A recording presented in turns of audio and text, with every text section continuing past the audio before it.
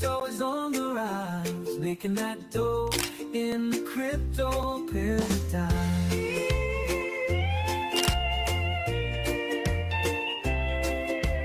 Watching it grow, buying low, selling high. Riding the wave, I'm here to stay, living in the digital age.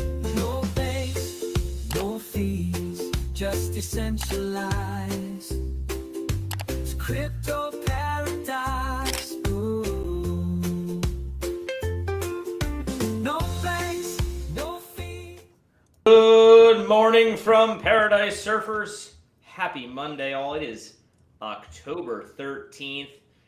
And what else are we talking about today? The crash heard around the world, the biggest liquidation event by orders of magnitude in crypto's history.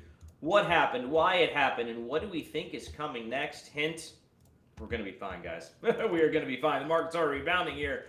But a lot of excitement over the weekend. Obviously, Friday night where I'm at, it all went down. I was actually at a dinner party, so I was not even tuned in. But reminder as it went down, oh, thank goodness I don't mess around the leverage, playing with leverage outside of our investment in Frontier Fund. By the way, they made a killing.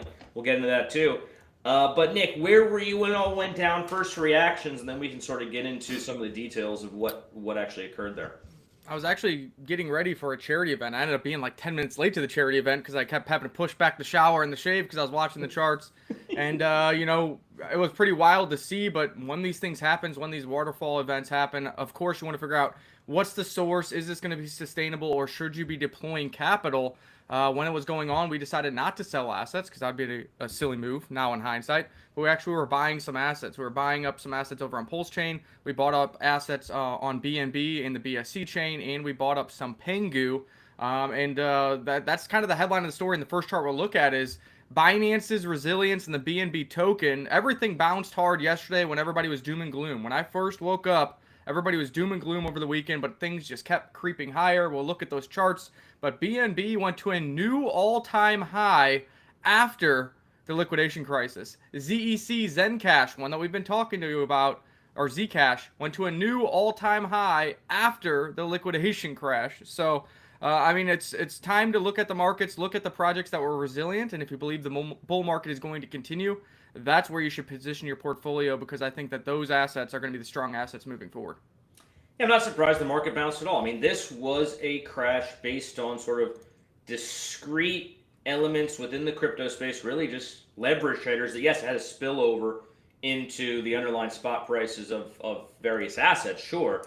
But for the most part, this was contained to centralized exchanges and the leverage trading markets and perpetuals, right? So it's not a surprise to me that once sort of the panicked event was over, that the market would start buying up assets. Because look, people initially, I think, oh no, trade war 2.0, Trump, going after China, threatening 100% tariffs. By the way, that was in response to China exerting stricter price controls or sort of controls around rare earth metals. So it wasn't Trump to this out of the blue. But in any event, that was the ostensible sort of reason for the crash. But then if you dig into that further, that's an old story. The tariff news is old news. That shouldn't have really caused this crash. So what caused it was sort of manipulation within the world of leverage trading. If you're not in that world, if you're a spot holder, like we frankly recommend vast majority of you guys should be, then this shouldn't bother you. There was no reason the market shouldn't recover from this because it was not a macro-based event. It was a discrete, manipulated sell-off that had a bit of a cascading waterfall effect into some spot prices. But we were going to have a bounce, and here we are today. We're already bouncing across all the major assets. Yeah, so let's take a look at some charts here, and then we'll get over to the live show commentary over on YouTube and share some of them. I see Martin in the house. But anyways, as you guys know, we've been very heavy on BNB and what's been going on with Binance, citing the outperformance, citing to get long and get involved with the BSC network and what Binance has going on. Obviously, we know that CZ kind of is done with the U.S. side of things, out of prison. Also, there's rumors of Trump going to pardon CZ, and I really think Binance US is very active already, and I think Binance itself is going to get more active in Western financial markets, and BNB has been catching a bid. You can see when the liquidation event happened, it went all the way down to $850, but it was one of the fastest rebounders and actually went to a new all-time high yesterday, $1,378. Now, in the short term, what's going to happen? We shall see. I do see a higher high, but a higher low on the RSI. Same thing applies to the technometer, which would tell you this is a bearish divergence, meaning that we do probably see some consolidation in BNB. If this was a weak asset, you would see new lower lows. I don't see that's happening for two reasons. Number one, it's been a strong asset. Number two, this was a liquidation crisis wick, not a natural organic price action move. So if anything, I see high-level consolidation here for BNB, and then we continue through the end of the year and even into early 2026, upward and onward. We do know that there is some BNB, strategic reserve companies, that are starting to accumulate BNB. There isn't too many of them. I think there's like one or two that come to mind. Meanwhile, there's a ton of Bitcoin strategic reserve companies, a ton of Ethereum strategic reserve companies. I think this becomes more and more of a trend. Number one, it could be international companies over in Asia. And number two, as Binance gets more ingratiated with the institutional financial markets here in the United States and gets a clearer framework to operate business here, that I think more U.S. companies will take a look at BNB as a strategic reserve asset. What do you think? Well, how can you not? Look at the price performance. If you are considering buying crypto as part of a digital asset treasury, maybe you're already in the process, maybe you're talking to lawyers, maybe you're talking to investors, how can you not look at this chart and say, damn, we better take a really close look at BNB here, folks. This could be a very viable option, obviously for outperformance reasons, but also differentiator, right? There's already 100 plus, probably more at this point, Bitcoin strategic reserve companies. We know there's about 10, 15 Ethereum ones, and Bitmain's in a massive lead. So how do you differentiate? Well, here's BNB, probably the best performer in the crypto market from a large cap standpoint over the past, 5-6 months now, right? Going back to, frankly, July, it looks like, or even earlier, June. So how can you not look at this and say, what a wonderful opportunity? Now, sure, are there risks? Absolutely. This is not a U.S.-based company. We know CZ has a lot of the BNB supply under his control, allegedly. So there are some risks, there are some things to think about. But if you're looking to differentiate, if you are looking to outperform, BNB staring you right in the face, whether you're a retail investor or whether you're a Wall Street guy who's looking to create his own digital asset treasury company. Yeah, and the last bit of news around BNB, then we'll get to the Bitcoin and Ethereum chart like normal. And then, of course, we'll get into the trenches, some gems. And, a lot of them are going to happen to be on BSC because it was BSC meme season, and they are bouncing off the lows. But here's a bit of news, and I don't know if this helps the case for institutional adoption from the Western civilization, but it definitely helps BNB itself, which is a deflationary asset here in the crypto markets. This is just a rumor, but it says Chinese bank to back BNB. China Renaissance Bank is reportedly in talks to raise $600 million for a fund investing in BNB, with YZI Labs expected to join the deal. I don't know if you've heard this news, Crypto Amaru, but what is your thought right off the cusp? Well, this could be an emerging trend, right? We know the competition between the U.S. and China, it extends to many different industries, right? So wouldn't it make perfect sense that China, maybe the Communist Party itself, or just the banks, and they just give approval to the banks to start engaging these such deals to buy up BNB and create BNB strategic reserve companies to compete with the Ethereum strategic reserve company, which I think Ethereum is probably viewed as more of a Western-based asset, even though it's truly decentralized. I know they have their nonprofit in Switzerland or something like that. But anyway, I think it's probably viewed as more Western. BNB obviously more Eastern. This could be a story to follow if this follows the trend of East versus West competition you see in other industries. So we'll follow this closely. I think, look, BNB bottom line going to continue to do extremely well. We think $2,000 plus BNB this cycle is basically, I think it's a foregone conclusion. The only question in my mind is how much higher can it go from there? So it's going to continue to do well. I'm glad I have some BNB. I don't have enough. Should have bought more. But such is life in crypto. You can't catch them all. And congrats to everyone who's in that asset and believes in it. And I think it's only got one way to go from here, folks. Let's take a look at what Bitcoin is doing today. We'll look at the Bitcoin dominance, and then, of course, a lot of that Bitcoin dominance chart is going to be based off of Ethereum's action and BNB's action. But you can see here, Bitcoin, massive liquidation event down to 107. Really, you couldn't buy much down there. Todd was live with clients' funds, smashing the buy button, and you had like a 40-second delay. There was like a 40-second delay, and, the fills, you're trying to buy at 107, 108, and your fills are back up to 110. So, I mean, this is kind of a Fugazi wick in a sense. I guess maybe some limit orders were filled. But if you were live on the exchanges trying to smash the buy button, you still got filled all the way back up at like 110. But interesting to see. Like I said, a great V-shaped recovery so far. I don't think we're out of the woods just yet. There's going to be digestion here. There's traders who were able to buy the wick because they weren't panicking. They were smashing buy buttons who might take some quick profits off the table. Todd himself, like I said, we got filled around 110 when we were trying to smash the buy at 107, 108. And, we're running into overhead resistance here right at the moving averages. And we'll see what happens with the stock market today. What is Trump going to say today? What is China going to say today? How is the NASDAQ going to digest everything? I thought you were right to start the show. I don't think everybody was blaming this on Trump's tariff tweets, and maybe that was the timing, but the liquidation event itself stemmed from leverage traders, from Wintermute market makers, and so many other things that are coming out. It never made sense to me that the tariff news drove the liquidity event, only because the tariff news was out like 4 hours before the sell-off really started. You had a little bit of a red blip in the stock market. Bitcoin went down a tiny bit, and then the stock market closed, and then Bitcoin and Ethereum decided to waterfall. And what's interesting as well is like the 100% tariff with China has been on and off like 3 or 4 times now. This isn't anything new either. He didn't say 1,000% tariff. The same 100% tariff on China has been the same rhetoric we've been hearing since the lows in April. And he came out yesterday saying basically, just kidding, we love China, like President Xi went a little crazy or something like that, and we forgive him, and we want what's best for China, we're going to get this thing resolved.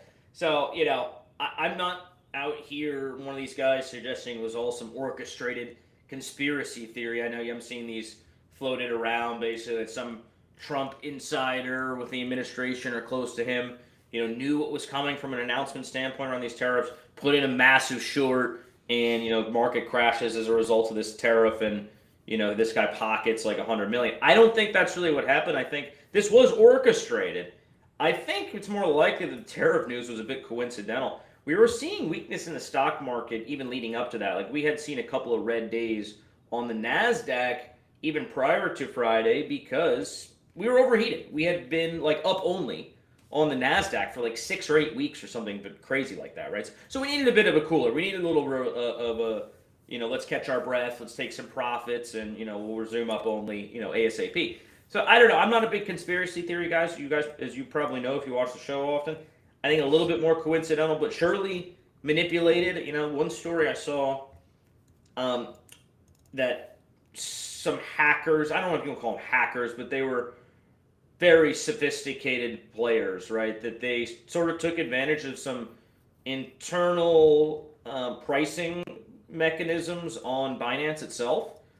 Binance, I guess, uses some of these alternative stable coins that are collateral or that are derivatives, I should say, of other stable coins, and it gets very complex. But the story is essentially that some group of sophisticated traders, or you want to call them hackers, were able to take advantage of these mechanisms and put in a short at the right time, and then crash the price themselves because they had a lot of capital to do that, and then cleaned up tidily on their own short. So I don't know if there's truth to that. That story, again, was refuted by Binance and other people. So I don't think we're ever going to truly get to the bottom of what happened here.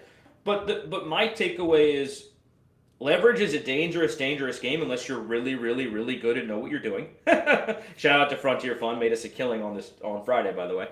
Otherwise, stay away. If you're just a guy like me who's not really that sophisticated and not some genius trader, just hold spots. Like, why? You don't have to get greedy and get crazy. That's when you get wrecked.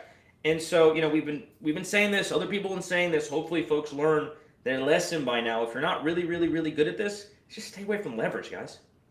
Yeah, I guess that's why the crash wasn't all that painful. Number one, I thought it would be a short-lived thing. That's why we were buying that blood. But also, we didn't have leverage on the books. So it's like, okay, no leverage. My spot positions are my spot positions. I'm trying to buy more. And we knew Frontier Fund. You need 400,000 surf or more to be in the Frontier Fund. They've been absolutely killing it. We get another profit payout in 10 days. Shout out to everybody in the Crypto Paradise community who's with that. We knew the Frontier Fund was short too. So I'm sitting there like, I'm trying to buy the dip. Frontier Fund's short. And I'm in spot positions. I was winning all around. It really wasn't that bad of a thing. The only bad thing was I need to shave and shower to go to a charity event. And I'm sitting here smashing the buy button and trying to, get posts out to all the groups. But nonetheless, we'll get back to what's going on with NASDAQ. We saw the red bar in NASDAQ. It did catch itself today so far.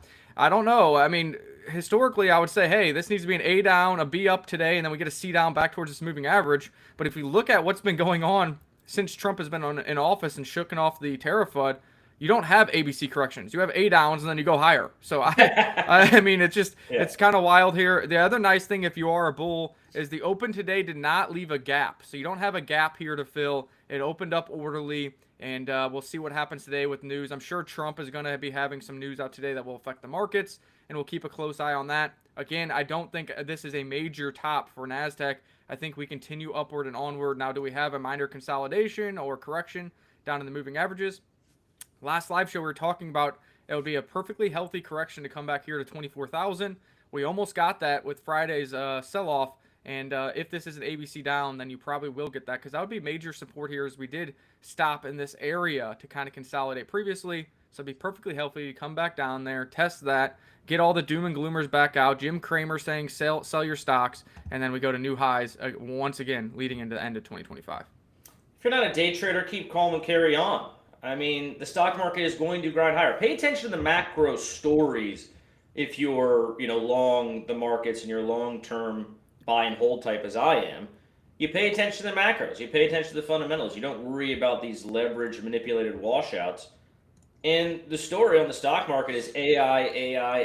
It's going to continue to power this economy. It's going to continue to power the stock market. These AI companies, they're spending like mad. They're also making a lot of money. Earnings out this week. I think we're going to be fine from a stock market standpoint. We're going to continue to grind slowly higher. Look, we'll probably have a melt up at some point and a crash. That, my guess, is going to happen sometime in 2026, though, after the Fed gets a little squirrely and maybe they cut rates a little bit too much and maybe they replace Powell with someone super dovish and, things get overheated and then we have a crash then. But we're not there yet, guys. We're still in the grind up phase. We haven't gotten a second rate cut. So keep calm, carry on. The market's going to be fine, and hopefully you guys did not get washed out with this leverage manipulation this weekend.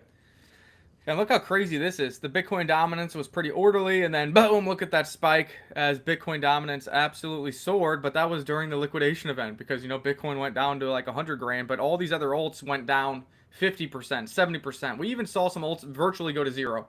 Atom on Binance went to 0.00001 from $3.50. You had XRP get cut in half. You had Floki go down by 70%. You had Linea, or however you say it, I don't know. This one went down to virtually zero. So obviously Bitcoin dominance is going to be out of whack there.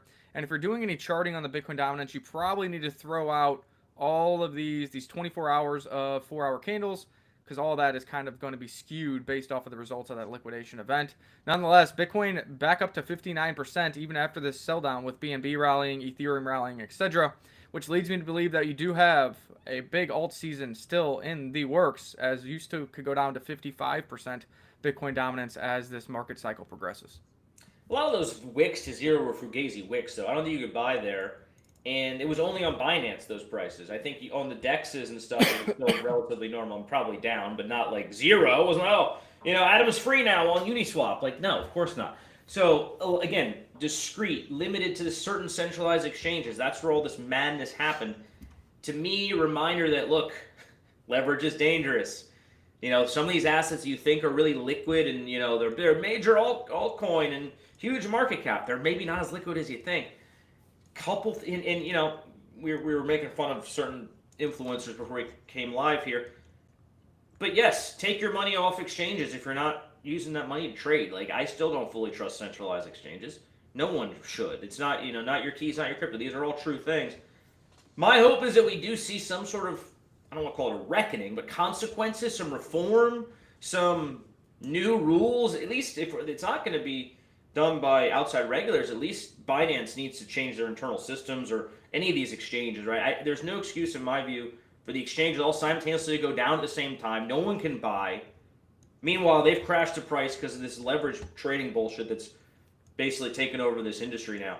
So I hope there's some change. I hope there's some sort of reckoning. But if you're a little guy like us, hold spot, be patient, don't mess around with leverage, take your money off exchanges if you're not using trade, and you're going to be fine. Yeah, we saw Ethereum. The first dip down here bounced right off of where we said it would be on the bullish retest of the original breakout. This liquidation crisis did take you lower than that level, which looked pretty ugly. But quickly back into this zone of opportunity, and prices could continue to go upward and onward on the back of Ethereum strategic reserve companies. We do know that Thomas Lee was not panicking. They bought multi-$100 million worth of Ethereum. I'm expecting to hear from news from SharpLink Gaming on additional buys. And, well, at least Thomas Lee and Joe Lubin are saving the day, buying up the Ethereum supply. I'm sure that we're going to hear news that the foundation needs to sell another $1 million worth of ETH as a just-in-case fund, because that's all they do over there. But I still think the trend is higher for Ethereum, and I still believe that Ethereum is going to outperform Bitcoin for the remainder of the cycle. I think the same applies to BNB, and we'll see if any other chains can really do that. I really am not a big proponent of Solana continuing to outperform. I just don't like the community over there really at all. And now that Binance has the 4 meme and the launch pads and everything, I think you're going to see a migration of degenerates over to BSC in the trenches, which we'll talk about here in a little bit later, because I did put out a BSC meme video this weekend for subscribers, Patreon, and private group members first, and all those are up off the lows pretty nicely. But I think another one could be Pulse Chain, and we'll look at those charts here in a second once we finish Ethereum. What's your thoughts on Ethereum? This is a big consolidation, but now you have 2 lower lows, which could indicate, a shift in momentum. But keep in mind, these lower lows were during pretty volatile times for Bitcoin and the overall markets themselves. I think Ethereum's oversold here. It's undervalued here. I think it's going to go higher. When it hits that $5,000 mark, I'm not really sure. Maybe end of the month, around the Fed rate cut. Ethereum viewed, I think, more as like a tech stock than a digital gold, obviously, which is the Bitcoin narrative. So perhaps Ethereum more sensitive to interest rates and monetary policy, you could argue, than Bitcoin. But let's see what happens. But yeah, to me, Ethereum's undervalued. It's going to be above 5,000 at some point. So I'm not too worried. I hold a lot, but I've been holding a lot for years, and I continue to do so. So let's go Ethereum. I agree, by the way, Solana's cooked, and all the degens are moving to BNB. So Solana's pointless again. It was pointless up until everyone was like, oh, it's memes over here. It's like, now the memes are moving somewhere else. Solana's pointless again. So I don't see Solana outperforming Ethereum, certainly, and probably not BNB either. I do want to turn it over to some of our guests, our loyal listeners here. Not red day. It's finally a not red day, it seems. Maybe a green day out here. Let's see how long it lasts. And then I love this comment from... Actually, first let's say what's up to Rema, because I don't want to forget you. But Crypto Durgan, what's up, buddy? Welcome to the show. Is Pulse Chain a failure if it only does 100x? I think a wonderful segue to Pulse Chain, which showed incredible strength during this manipulated sell-off. And I think in part because, hey, Richard Hart turned out to be correct. Sexes are, I don't want to call them evil, but, best to stay away. And Pulse Chain assets are not listed on Sexes, so they're not subject to this kind of leverage manipulated bullshit. Yeah, that's very true. People were like, well, why didn't Pulse Chain see the sell-off? The only sell-off from Pulse Chain was people in Pulse Chain trenches panicking because they saw all their other assets on other chains going down. It wasn't listed on centralized exchanges. It doesn't have Wintermute as a market maker. It doesn't have all these derivatives around it, so it didn't get affected by that sell-off. And what do you know? Let's see if it held that white trend line. Well, there you go. Bounced right off of it, almost like I know what I'm talking about. Richard Hart must be watching. This was a liquidation event. It bounced up. It had another little bit of a sell-off and big green candles trying to make its way back up. Now, none of this matters. Well, Nick, how can it not matter? We're up 15%. None of it matters because it's the same thing we've been saying. You need to get above this green trend line. Until you get above here, you're not going to see fireworks. It's just like we keep saying, above 5,000 ETH, and you got me excited. You get above 5,000 ETH, we'll get some momentum. We'll get some altcoin trades. We'll find new gems. I bet you we get some more marketing partnerships, because that is just the mental barrier that the market needs. For Pulse Chain, you need to get above this green overhead resistance line. It got rejected 1, 2, 3, 4 times. And what do you know? Ethereum, Bitcoin started going down. It followed suit, but it held the very important white uptrend line. So now we are right here in the middle, in a neutral level. Let's look for consolidation. And Richard Hart, if you're listening, please, for the love of God, get us above this green uptrend line. Let us get some organic growth. Let us get a morale boost on Pulse Chain, and let us get some momentum on these assets. Next target would be up here around 7,000. And this is a golden fib level up here at 7,500. Does that mean I think that is the major top on Pulse Chain and you should sell all of your assets? No. But this is the next target if you have a trading bag or if one of your altcoin bags gets very oversized. This is the area where I think Pulse Chain could slow down and you might want to scoop some of the froth off some of your Pulse Chain investments. I think this weekend's a reminder, man, Pulse Chain, so undervalued. And Richard Hart vindicated, right? I mean, the fact that he basically, I don't want to say rejected, I don't want to say he denied, I don't want to say he pushed back against listing these assets on centralized exchanges, but I'm pretty sure that's what happened. That has happened over the years to one degree or another. And so they were not subject to all this Fugazi bullshit. And so you allow the market to really show, this is a decentralized market, as it should be, if you believe in the ethos of crypto. So I don't know. I feel like Pulse Chain maxis, you should be screaming this story from the rooftop. Richard Hart was right. We don't need sexes. Sexes are Fugazi. Sexes are bullshit. Pulse Chain's organic. Pulse Chain's community-based. It's decentralized. If you like these things, come over here. The water's warm. Like, that's what we need to be banging from the rooftops, and that's what we'll be doing. But, yeah, I think Pulse Chain, obviously we still need Richard Hart to step in and do something a little bit more aggressive than I think he's done. But I see no reason why when ETH starts to truly outperform, Pulse Chain can't get dragged up and then really go crazy during, alt season. Or whatever you want to call it, mid-cap season when that finally does happen. So we remain very bullish on Pulse Chain. I'm actually more bullish on Pulse Chain now than I was a few days ago because I'm reminded, oh yeah, centralized exchanges are a double-edged sword. Yeah, and I guess going back to Crypto Durgan's question, is a 100x a failure? I mean, 100x from sack price definitely is not a failure. 100x from current levels, I mean, would you be upset with a 100x from the current price of Pulse Chain? I mean, maybe some people will be like, well, Richard Hart said that his products are developed to do 10,000 X's. Look, 100x on any asset, especially a large cap asset that you can put as much money in as you want, take as much money out as you want, I think is a win on anybody's book. So I can't say 100x from current prices would be a failure. Also, if Pulse Chain blue chips, PLS, PLSX, Inc., Hex do 100x from current price level, many in our community would have riches that would change their life. But also, we're in PTGC, we're in Surf, we're in various other altcoins on Pulse Chain. And if the blue chips, due to liquidity bonding, do 100x, those micro cap and small cap altcoins could do 100, 1,000x, a 10,000x even potentially, based on the liquidity bonding and based on the amount of liquidity that has to flow into those to get upside objectives. So I would be thrilled with the 100x. I've even been on the book saying, hey, if Pulse Chain did a 10x from here, I would be thrilled. Why? Because we got big bags. We also have big bags of Surf. We got big bags of PTGC. And they have shown that they can and will outperform PLS. So a 10x in PLS could mean a 25x for our other alts that are deflationary and pay us passive income for holding. Yeah, I mean, I assume he was kidding because, of course, anyone would be happy with 100x. I don't know if 100x is really possible with Pulse Chain. I mean, what's the current market cap? Even if you exclude Richard's holdings, 555 million. 555 million. So now you're looking at one of the most valuable assets in the world. If it's Pulse Chain does 100x, I don't see that happening. 10x, 20x, sure. Now you're just in the top 50 of cryptos or something. Very, very possible. But 100x doesn't seem feasible in my mind. But we don't need 100x. We need what is 10x, what is 100x? What is 100x? Like 55 billion?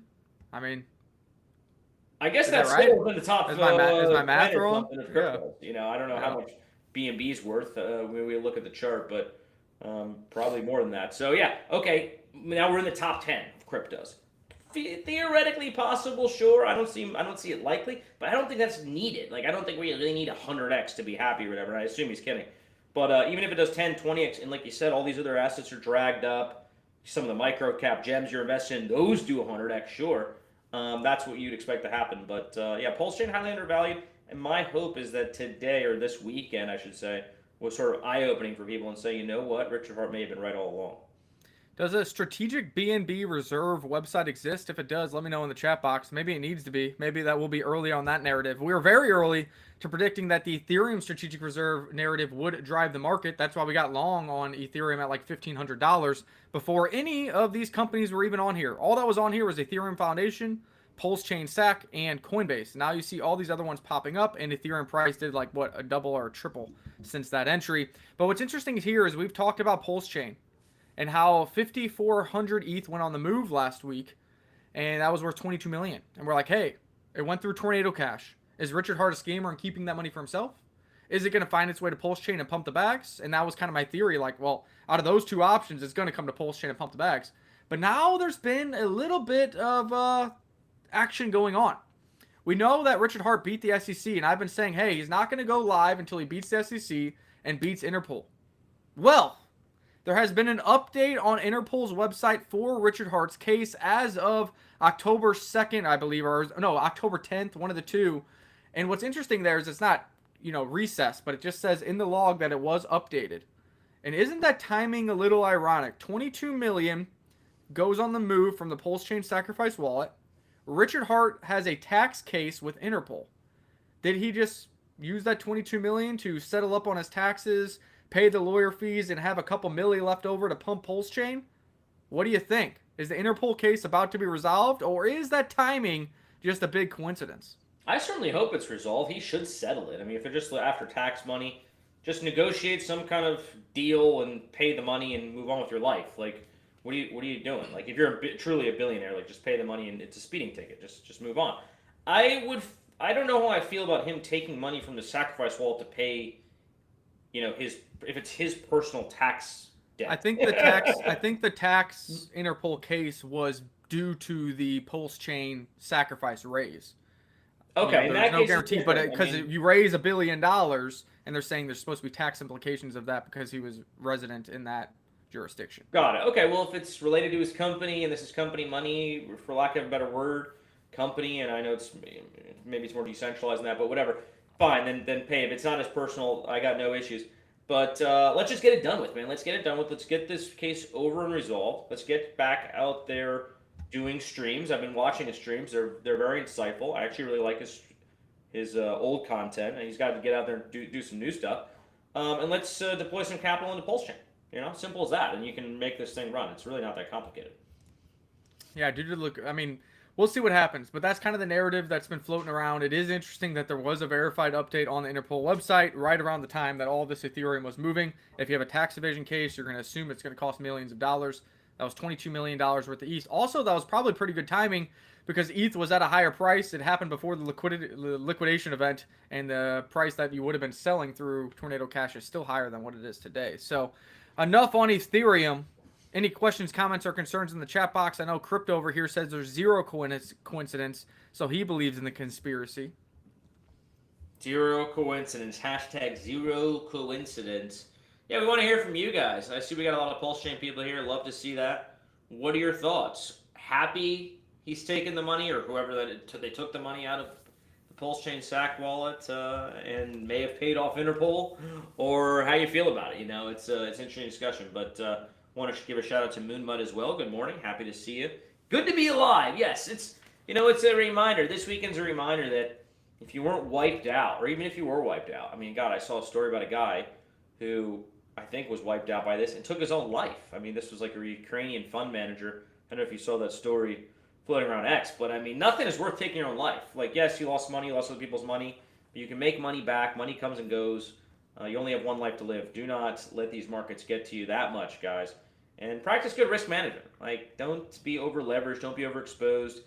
You think Bitcoin can't drop 20% in a day? Well, apparently it can. Apparently it still fucking can. So even your relatively low leverage is still at risk if we're doing a 20% move in a day. So be very careful out there, guys. Yeah, and even if you're doing low leverage, you can't put your entire portfolio on there. That's what that fund manager probably did, and unfortunately, the fund blew up. We've had the private group for a long time, and Willy Woo was a fund manager back in, I think, the 2018 crash or the COVID crash, one of the two, and he was in our group looking at Todd's analysis of Bitcoin, and his fund blew up during one of those crashes due to leverage. So even the smartest of people, the wealthiest of people can blow it up if you don't have proper risk management. This isn't a one-off liquidation event.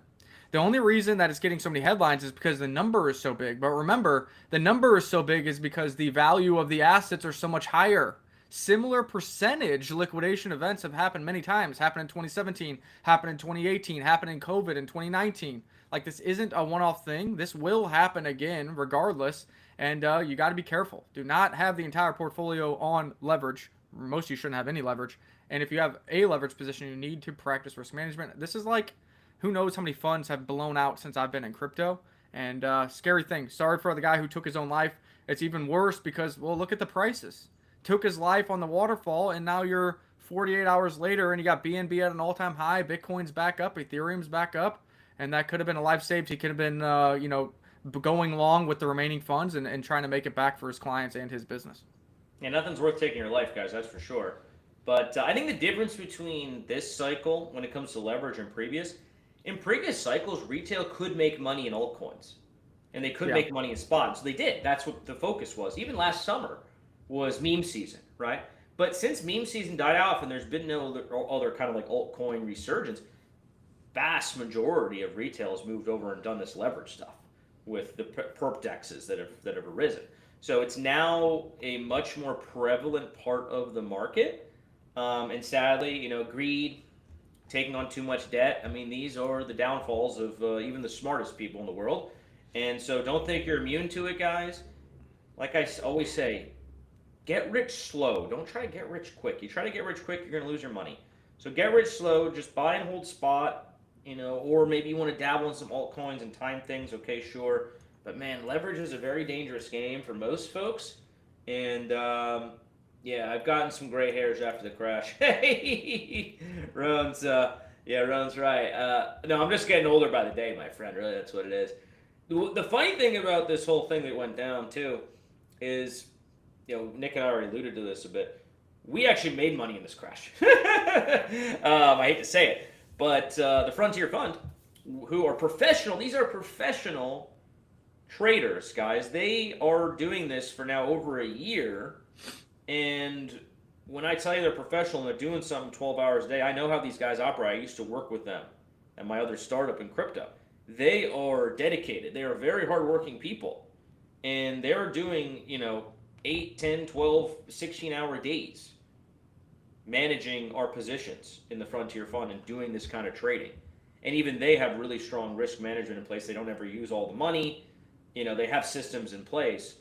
So you're competing against them. You're competing against the market makers, competing against the exchanges. If you're just an average Joe trying to make money and leverage, it's a really tough game to play. But our fund now, our money in the fund, I think we're 1.7% now daily returns because of so much the amount of money we made on that crash.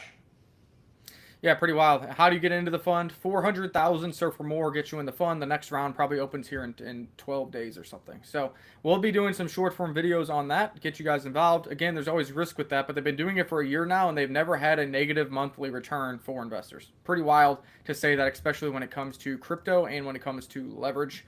Shout out to them. You can compound or you can take profits. Crypto Paradise continues to win another value for Surf token holders. Let's talk about the trenches. Over the weekend, I put a video out talking about BNB strength, and then it went to new all-time highs. I talked about, hey, if you didn't play the BSC meme cycle game that only lasted for 2 days, here are some of the memes that I think have bottomed out after the liquidation event, and you probably can make some gains on. We talked about Zcash and Zen. Both of those are higher since the video. And then, of course, we talked about Meth AI. Why is that? Because CZ quote tweeted one of the threads, and CZ has been saying he wants AI to make its way to BSC. So maybe that was kind of forecasting some kind of relationship there as well. So talking about the video, BSC, Binance Super Cycle, you can see the green line. If we went to a smaller time frame, that was the exact low. Up 200%. I still haven't closed that position just because I wanted to see if America woke up. And I know a lot of American KOLs are like this one, so I would expect them to do some content today talking about this round of bottom, talking about it surviving, and talking about the BNB super cycle continuing. If we get another green candle, I will probably take profits on the call from that video. Keep an eye on that. Another one was Yellow Pepe. This one not performing as well, but $4.5 million market cap. Let's see where we were. At the time of the video, we were right around these levels. It had a rally, about a 60% rally over the weekend, back down to the levels. Nonetheless, this was the strongest, best-looking organic chart in the BSC trenches during the 2-day BSC meme cycle, but just hasn't caught a footing yet. I still like the narrative. Who doesn't like frogs? Pepe went to billions. Let's see what Yepe does. And then let's look at season. This was one that I predicted. We got in at 750 150,000. 2 hours later, CZ tweeted about it. The thing absolutely exploded. We already took 50% off the table. So if you're a part of the trenches with us, you still have a 50% bag, still up on your money. But I did reiterate in the video this weekend, hey, this looks pretty interesting. That was at the exact low. It's up about 45% from that video. So if you're tuning into these videos, congratulations, you are winning. And then the last one was Palu, P-A-L-U. This is where the BNB meme season all started. We got in this thing at 6 to 8 million, and then again at 3 to 5 million with you guys. What do you know? CZ talked about the Labubu of Binance. It exploded. We took 90% off the table here at 70 million market cap. Kept running. We were crying. Why did we sell? And dropped and gave it all back. But what do you know? I talked about that in the exact low. There's a narrative here. The exact low is when I released the videos. And what do you know? It's about 65 or 85% off the low. Let's actually do a measured move because I'm just guessing here. Yeah, more than that, 115% since the video is out, and it looks like it could be creating a bull flag. We've been talking about how Palu was kind of the first mover, really has an organic movement there, one of the biggest communities. $42 million market caps usually just don't die. It's on Aster, Binance Alpha listing. I would not be surprised if Palu continues to catch a bid, if this indeed is a bull flag and it breaks to the upside, and you see Palu get listed on Binance.com, sending this higher. Maybe this is the first $250 million runner, the next $1 billion runner on the Binance trenches. That's why I added a little bit to position, and we still have the 10% hodl bag. I'm not going to let that moon bag go just in case this thing decides to be the next major meme coin runner on Binance. And if you look at it from a charting perspective, left shoulder, head, this can turn into a right shoulder very quickly. Inverse head and shoulder is bullish, and you get back up to the $80 million market cap range. Of all the memes that you just went over, I'm most bullish on Palu. But I think any one of these can recover. All of them could recover. It's going to depend on the strength of the community.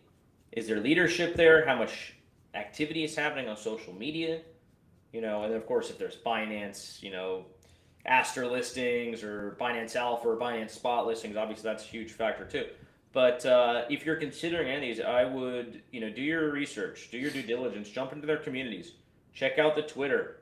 Try to understand who's promoting it. Are certain influencers behind it, right? So do your due diligence. I think some of these will recover very, very nicely. Some of them may not. But to me, Palu is definitely a strong contender for, I wouldn't be surprised if, CZ and Co. they run it up to $1 billion this season. If you want to make BNB the it chain for this latter half of the cycle, you need that it meme that runs to $1 billion, right? You just, that's just kind of how it goes. We had that happen with Ethereum and Pepe. You had it with Solana and a number of plays. Even Base had a few, like Brett. You need that $1 billion runner. So is it Palu? It feels like a pretty strong candidate in my mind. Yeah, it's definitely got the narrative because it is unique. It's a unique character to Binance. They gave it out in their autumn, gift baskets. Like, it's a unique character. It isn't a reuse like Yellow Pepe could run because it's the Pepe narrative, but it isn't unique to Binance. Palu is unique, and that's why I think you see this as 40 million, and a lot of the other ones are in the $5 million market cap is due to that uniqueness and due to that first mover advantage. Exactly. So we'll keep monitoring these. I'm not in any of them, full disclosure, but shout out to everyone who's been following Nick and his trades and got in early to some of them. I mean, this is what you got to do. If you're trying to, make some outsized gains at this part of the cycle, you're going to have to take some risks. You're going to have to keep your eyes and ears to the trenches, and it helps to follow a guy like Nick who's doing that for you. And it is nice also to see some Pulse Chain assets up into the right. You see Peacock absolutely mooning off the lows. We've given you guys 3 buys on this. Every single buy is now in the green. And why is that? That is because the token economics. When you have buy and burns of an asset based on business revenue, token price goes up. We talked about this during the last live show because it was already going up before the weekend. This wasn't fazed by the liquidation crisis and actually doubled over the weekend. This chart right here, what does this look like? What does this part look like? This looks a lot like Surf. Start at virtually zero, have a nice run up, have a dip. This is where we told you guys, hey, we're going hard on Surf. This thing's about the moon. And then boom, just like Peacock moon like this, we went to like 3.6 or 4 million market cap. Then, profit takers, Pulse Chain weakness, Ethereum sideways, and everybody thinks you're dead and you're gone. Look where this is finding support, right back at the original dip level, and then boom, revenues increasing, buybacks and burns increasing, and there goes price. So here's a couple things here. Number one, we took some profits on Peacock, but we were right on Peacock's narrative. Liberty Swap isn't going anywhere. Peacock will become a mainstream meme and stay a mainstream meme over on Pulse Chain due to token utility plus meme. And this is your warning for the Surf token. Surf is up 7.3%, but now look at this chart. What has this chart been doing just like Peacock? Let's zoom out here. Well, what do you know? You have start at virtually nothing, big run up, the dip. This is where we go all out, explosion, and then you kind of meander lower. But all while you're meandering, the token total supply is deflating away. Over 3.5% of the total supply has been bought and burnt. Everybody thinks it's over. Oh my gosh, what is going on? Well, look where the low is. This one's actually performing better than Peacock because it's still, held above that initial dip. Do we get that explosive move higher? Obviously, it relies on Crypto Paradise to get some more revenue in the door, but we are buying and burning with deflationary yield. We have some revenue. We have Frontier Fund that's going to do a big payout this month. Maybe some of that goes towards buy and burns. Who knows? And we're providing value to Surf token holders. So when the Surf token holders say, oh my gosh, I made 35% this month from Frontier Fund, do you think any of their friends or family are going to go buy 400,000 Surf and get in the next round of the Frontier Fund? Probably. But I just want to show this chart because this literally is what Peacock looked like just a couple weeks ago. And literally the reason Peacock is running is a meme plus revenue. Surf token is a meme plus revenue with probably arguably even better token economics because you do have incentives to hold with passive income. Now, Liberty Swap is getting daily revenue because they are the biggest bridge on Pulse Chain, and Crypto Paradise can't guarantee that daily revenue as we are a marketing agency, advisory agency, and a meme brand. But the concept is still there. The concept is the same. What do you think about Peacock? What do you think about Surf? And what do you think about that rundown? Peacock's doing great. Really love what those guys are doing for Pulse Chain. Their token deserves to do extremely well. And my expectation is going to be much, much, much higher because it is the premier bridge now on Pulse Chain. I think better than even the native bridge on the pulsechain.com website. Not only that, they have a great meme, great community. Some of our guys in the Surf Tower are really behind it as well. So we wish those guys nothing but the best. I know we are looking to have the Surf token integrated fully onto the Peacock bridge. They're working through the tax token element of that. But one thing that I don't know if Peacock does, but Surf certainly has been doing and will continue to do, is helping to launch other coins. And as we've been launching other coins, right, we started with YakDAO about a month ago. Last week it was Bear AI. And then today, later today, a new project called Plenus Moon is launching on Pulse Chain. And all of these coins, a portion of their buy and sell taxes are now going towards buying and burning of the Surf token itself. And that has really accelerated not only the buys of the token, but also the burning of Surf. Last week, or actually last month, I think we were around 2% burnt. Now we're over 3%, right? Almost 3.5% burnt. And a lot of that happening in the last month. Why? Well, YakDAO launch, Bear AI launch, and today Plenus Moon is launching, which I think we'll get to in a minute here. But I don't know if you wanted to comment on the burns or anything further on this data here. Yeah, I mean, even Richard Hart himself shared a video over the weekend. And in that video, he was talking about Pulse Chain assets, obviously, because a lot of them buy and burn themselves. But he said if demand remains static or increases while supply drops, price increases. It's basic economics of the supply and demand curve. And it happens a lot in cryptos because BNB is the best example. Supply control with Binance and CZ. Buying and burning BNB consistently based on revenue. Price goes to the moon. Same as applying to Pulse Chain blue chips. While prices are low, the number of tokens that are getting scooped up for the same dollar amounts is higher. That is why over 1% of the total supply of Surf has been bought and burned in the past couple of weeks. And even though price is, right around the lows, it's up 20% off the lows, it hasn't exploded. All those tokens are now burnt out of existence forever. While Pulse Chain was going down, while there isn't really volume for Surf, those tokens are getting bought and burned out of that supply forever. So when Pulse Chain markets go up, like we just saw, Surf will follow due to liquidity bonding, and then it's on Crypto Paradise in the community to bring in new buyers of Surf as well. But then when the next run happens, there's going to be 3%, 4%, 5% of the tokens that can never hit the open market, decreasing the potential sell pressure and ultimately creating higher levels, higher floors of price on those assets. We see this on BNB. We see this on Pulse Chain assets. We see this on PTGC, and I think you're going to see it on Surf as well. Obviously, it takes time, but morale and momentum can flip shit so quick. Everybody was over Peacock. We were buying it. Nobody was talking about Liberty. Nobody was talking about Peacock. Well, what do you know? They turn on the buy and burns from the revenue. Price goes up, and now everybody on Pulse Chain is talking about Peacock being the #1 meme on that chain.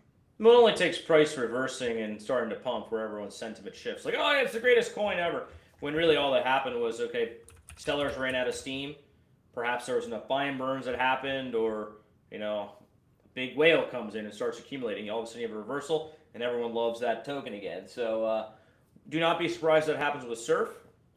We are working our butts off to deliver value to all Surf token holders, DAO members. Obviously, Frontier Fund is a big part of that.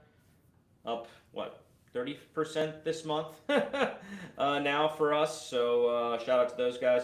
I don't know if you want to talk more about Liberty Swap, but we do have another project launching today called Plenus Moon, which we'll get to, I guess, in a second here. Yeah, I just wanted to pull up Liberty Swap so you guys knew the official channels, and they do follow us. We've talked to them in the past, interacted with them a lot in the past. They did list the Surf token, but with Surf being a token tax, just like PTGC, they haven't fully enabled it within their platform. I'll circle back with them to see if they figured that out, because I knew they were working on that for PTGC, Surf, and some other token tax systems. Hopefully they can get that resolved. A, it makes it easier for people to onboard a Surf, your family and your friends, your no-coiners that are coming over to Pulse Chain for the first time. But B, you know, it means more fees for them, more revenue for them, which means more token buybacks of the Peacock token in the future. Yeah, man, bullish on those guys. Keep up the great work, and let's get Surf listed on their bridge. But here's Plenus Moon. Yeah, let's give them a follow. This is a coin, we've talked about it a little bit. The DAO members, I think, are probably a little bit more up to speed about it than the general community. But this is a coin that's brought to us by an old friend of ours we used to work with. The founder is, he has a really interesting story. He's a Christian guy. He had kind of a brush with death after a scary accident. And that sort of inspired him to want to launch a different kind of project. One that delivered long-term value to its holders and incentivized people to actually hold and be a part of their journey, and also give back to the community and give back to Christians in a real, sort of real life or in a real world manner. So that's the sort of the genesis behind Plenus Moon here. But Plenus Moon is an ecosystem of 8 different coins. And what's very unique about this is you're incentivized to hold each one because, first of all, the token taxes tie all these coins together, so each will have like a buy and burn associated with it. You also get an airdrop of the later coins based on your holding of the previous coin. And then, if you can hold all 8 and you can get to the 9th coin, the Ascension coin, you will be given a share of what's called the Faithful Holder Rewards, which is a portion of the token taxes accumulated over these next 9 months. You're going to get a prorated share of that based on your holdings of all these coins. So a very unique concept, very interesting. I really like the founder. Serious dude, cares about this, cares about Christian ethos, giving back. He's going to have a kind of a Christian GoFundMe built as well as the long-term plan here, kind of sort of running on Pulse Chain or tied to these coins as well. So that's sort of the long-term vision. But I really like this one. It's launching later today. It's going to start at a very, very low market cap, and I'll be looking to buy a bag of Plenus Moon today. Yeah, I think they retweeted. I replied to one of their tweets, and I said, this is the first faith-based token on Pulse Chain and has a massive flywheel of gamification. And that's why I think it's interesting. Do I think this thing is going to moon and go to 10 million right away? No. I mean, Pulse Chain, you have to get ingratiated over there. It's still a small organic community. But that's why there's 8 tokens. So you can be in early to these things. You get rewarded for holding them. You get an airdrop of the next token. I think the gamification is very interesting because it is incentivizing you to hold a little bit of all these tokens to then get a pile of PLS at the end of the day. And PLS is a very liquid token. And hopefully by the time that this is over, PLS will be that 100x that somebody was talking about. So now that PLS, the entire time you're watching that wallet continue to grow in USD value and grow in PLS value. I just think it's a very interesting concept. It hasn't happened, and it's tapping into Christian community. He's going to try to get no corners into crypto to get involved with Plenus Moon and the ascension of these tokens. And this is what we're trying to do. Look, we don't, right now in the market cycle, when you help launch projects, they're not going to go to the moon. All right. You're not VC backing. You don't have access to Binance listings or whatever. And then especially when you launch on Pulse Chain, it's limited. But Pulse Chain has seen some green candles, has what looks like a bright future, has the token tax implementation, which allows these microcap projects to launch at virtually zero, 10,000, 12,000 market cap, have a bit of a run, settle anywhere between 100 to 400 to $1 million market cap. And let's see what happens if they can get the attention of more Pulse Chain people, as more Pulse Chain people get onboarded, as Pulse Chain starts going higher in price itself, and these things will be ingratiated into that community. And this is what Crypto Paradise has said from the beginning. We have made a killing to being early on Binance Smart Chain. We still use BNB, we still use BSC, but we see the opportunity on Pulse Chain that it could be that next major layer 1 runner. And if you're early to that game, everybody in your community wins in a big way. And we're putting our money where our mouth is by launching Surf Token on Pulse Chain. We could have done it on BSC. We did it on Pulse Chain. By helping YakDAO, by helping Bear AI, by helping Planismoon, by helping RhinoFi, all launch here on Pulse Chain, and supporting projects such as PTGC, UFO, and others on Pulse Chain. So we're trying to get people who are on Pulse Chain to see these ideas and see what they like, but we're really trying to bring outsiders over to Pulse Chain, buying these assets, bringing non-native Pulse Chain communities to Pulse Chain Network, because eventually they dabble their toes in this because they're part of this community, but they expand to the other assets on Pulse Chain, such as the Blue Chips, Surf, PTGC, or whatever it may be. And of all the coins we've helped to launch on Pulse Chain, Planismoon feels the most viable for actually onboarding new people to Pulse Chain, right? Because he is making concerted efforts to bring no coiners into crypto. He's going to be reaching out to his contacts in the Christian community, influencers in the Christian community, to help onboard them to this, call them vision or mission. And let's see if he can pull it off, right? There's no guarantees, obviously, but it's launching at like a $12,000 market cap. I agree. Look, these things aren't going to skyrocket, but the way this is designed, you can really derive value over time if you're sort of committed to this journey. You're buying all the coins and you end up earning that big bag of PLS at the end. Not to mention you're doing something good along the way, right? Because a portion of the token taxes is going to charities, right? He's going to go to local food kitchens and churches and start, feeding the poor, right? I mean, so great story behind it. Feels good. You can make money at the same time. To me, checks a lot of the boxes. And I know a lot of people are salty about, Pulse Chain or altcoins right now. If a team stays active and if there is a strong vision and there's good execution over time, a project can do well. It doesn't matter if it launched on Pulse Chain or not. It can still do very, very well if this team keeps working hard and delivering. So that's what we're counting on here. First coin, Noah Coin, launching later today. I'll be buying in, and I'll be looking forward to seeing some of the tweets go out around, him going to the soup kitchens, etc., to feed the poor. What a nice idea, right? You can make money and do good at the same time. Yeah, and some charity coins are doing pretty well. There's one called Giggle on BSC, and CZ's tweeted about it. They've donated millions of dollars to charity. Obviously, that's on a much bigger scale. You have Going Parabolic, Jason. He created one on Solana and donating his Pump Fund creator rewards to various charities. So it's kind of in vogue. What's interesting about this one is it's not all the value is going to charity. So some of the value is going back to the token in the form of adding to liquidity, buy and burns of the token, funding the next token launch, and even buy and burns of the Surf token itself. So there is a charity component to this, but since it is on a much smaller scale, there is some of the other value going towards making sure that this token can have success. You can fund the token number 2, and of course, there's incentives for holders to continue to hold on over the next couple months. Well, that's innovation that's really only possible on Pulse Chain, right? That's thank you to Pulse Chain that you can have token taxes distributed in real time across 5 or 6 different wallets or doing 4 or 5 different functions all at once in a single transaction. To me, that only happens on Pulse Chain as far as I know. So Pulse Chain is instrumental in this. I hope the Pulse Chain community can get behind it. Certainly over time. I don't expect everyone to know about it on day one. It's kind of a stealth launch. But as long as Michael keeps doing his thing, we keep doing our thing, other influencers come on board, I don't see why this couldn't become quite popular over on Pulse Chain. And then I wanted to shout out another Pulse Chain project, one that we gave a call at 15K market cap. We also gave another full video at 38K market cap. It ran to like 400K, so massive gains, and then there was the hack, and it went all the way down to $5,000 market cap. But now it is building back off the lows because why? Rome and the Gladiator Games is a GameFi project that has given away over $4,600 in cash prizes along with in-game gear. They just had another tournament this weekend, the largest tournament as far as prizes are concerned. They gave away $1,800 plus gear, and they're adding new utilities. So now you can stake your Rome to earn in-game gear. So I'll definitely check that out. It's on MVS's feed. This is kind of the weekly newspaper over on Pulse Chain. Gladiator Games is mentioned. We're still supporting it. A, we bought the token much cheaper. B, it's a real GameFi project. So for gamers in our community, go play because people are earning real money, guys. Real money. Not Fugazi money, not in-game assets, not in-game currencies. Real money in the form of Rome that is bought off the open market is going to you guys and in the form of PLS. So I would check that out. It's Gladiator Games. And if you want to pull up the chart real quick, you can see the saga on the chart here. Wild Journey. Here it is. And we say Wild Journey, but it literally happened last month.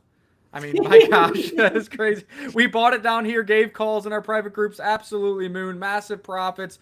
Hack occurred. 60% of the supply was stolen by a hacker. Sold it off to 5K market cap. And now we are back to 60K market cap. What's interesting is when this dip occurred, I said, hey, I'm not giving up on this. The founder is actually being active right now. I think this thing could bounce off the lows. I didn't even mark a green arrow there because that just doesn't feel right, but we're still up. You're up anywhere between a 2x to a 4x off the initial calls. This thing looks like it is consolidating on higher lows, wants to break higher. Super active, growing GameFi user base. So if you're a gamer or you know gamers, go play the game because that game drives revenue, and the revenue goes towards Rome buybacks, which helps your bags and helps the Pulse Chain network as a whole.